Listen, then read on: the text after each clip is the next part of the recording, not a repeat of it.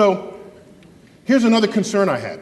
Oh, you said about movies earlier? Remember Close Encounters of the Third Kind? Absolutely. Remember that? And the aliens come in this big flying saucer? Sure. Okay, and what do? We turn on runway lights for it. I'm thinking, flying saucers don't need runway lights. They're flying saucers, for goodness sake.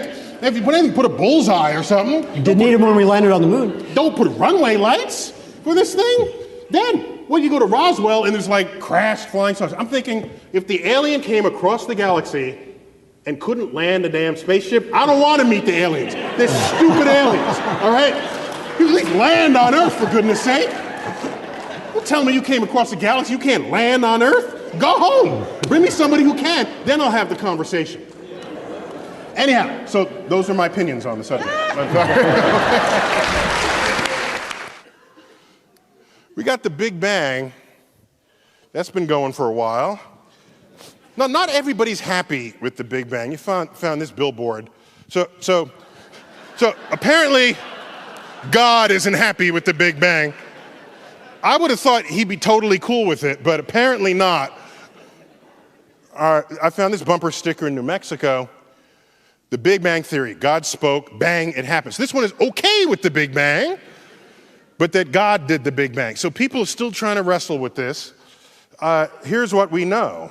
This is the entire universe in one slide. Quantum fluctuations, birth, an entire explosion, rapid expansion, we call it inflation. That's an idea that came about in the 1970s when there was inflation, severe inflation in our economy. So the word had a lot of currency back then. Now it's like you're inflating a tire, like what are you doing, you know? There is the baby picture of the universe.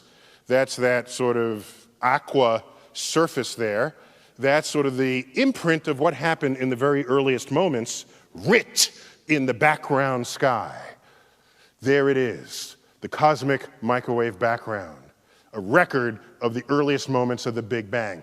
Then it takes a little time to make your first stars. We call it the dark ages. Stars are made, galaxies mature. We come up to the present day, 13.7 billion years later. And that telescope, we can't see the whole name, it's called WMAP, Wilkinson Microwave Anisotropy Probe. They clearly didn't want anyone to pronounce that or remember it. I would just call it the Big Bang Machine. That made this measurement. And so it's a pretty coherent picture that we have of the origin of the universe. And here's that map that the space probe shown. And so this is a record of the earliest moments of the universe. And it tells us what the universe was up to. And data agree, we're all pretty happy with this, and we're kind of moving on.